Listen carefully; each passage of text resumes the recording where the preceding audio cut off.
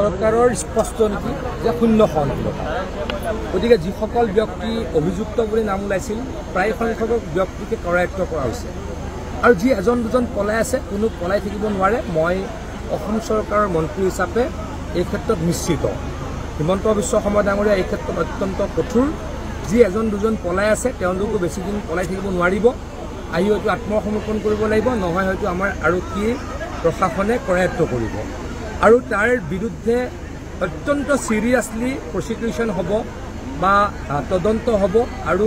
মই ভাবো যে আইনে নিজৰ ওপৰত ডেফিনেটলি সিৰিয়াসলি ল'ব আৰু কোনোবাই যদি সঁচাকৈ প্ৰবঞ্চনা কৰিছে তেওঁলোকৰ বিৰুদ্ধে উচিত ব্যৱস্থা নিশ্চয় কৰিব তেওঁলোকে অপপ্ৰচাৰ এইটো কাৰণে কৰিছিলে তেওঁলোকে হয়তো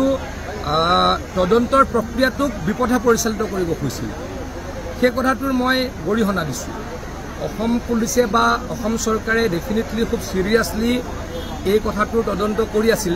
আৰু তদন্ত নহওক বুলি ভাবি চাগে তেওঁ তদন্ত ভাল নহওক মানুহে চৰকাৰক বেয়া পাওক তাৰ কাৰণে কংগ্ৰেছে ষড়যন্ত্ৰ ৰচনা কৰিছিল সেই ষড়যন্ত্ৰ ৰহস্য ফাদিল হ'ল সমী বৰা আৰু অন্যসকল ধৰা পৰিলে আৰু এজন দুজন কালি দেখিছোঁ আৰু এয়াৰপৰ্টত মাইনাও ব্ৰহ্ম বুলি এগৰাকী ব্যক্তি যাৰ বিৰুদ্ধে অভিযোগ উঠিছিল তেখেতকো কৰায়ত্ব কৰিছে এজন দুজন পলাই আছে পলাই ইমান ক'ত থাকিব অসম চৰকাৰ অতি কঠোৰ হ'ব আৰু অনলাইন ট্ৰেডিঙে হওক বা অন্য প্ৰবঞ্চনাই হওক কিবা কৰি অসম পুলিচৰ পৰা বাচি থাকিব নোৱাৰে মই আকৌ সুনিশ্চিত কৰিছোঁ ফেচবুক আৰু ইনষ্টাগ্ৰাম ইউজ কৰিছিলে কংগ্ৰেছ দলে এই গোটেই বিষয়টো প্ৰচাৰ চাওক এইটো তেওঁলোকে ষড়যন্ত্ৰ এটা কৰিছিল অসমৰ ৰাইজক বিপথে পৰিচালিত কৰিবলৈ ষড়যন্ত্ৰ এটা কৰিছিল পুলিচ প্ৰশাসন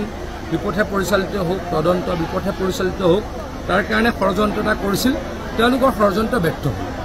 আজিৰ তাৰিখত সুমী বৰা বা বিশাল গ্ৰেপ্তাৰ হৈছে আৰু বহুত ট্ৰেডাৰ আছে ডেফিনেটলি এজনো বাচি নাযায় আপোনালোকে দেখিছে এজনকৈ এতিয়ালৈকে 60-70জন মানুহটো ধৰিছেই বোলে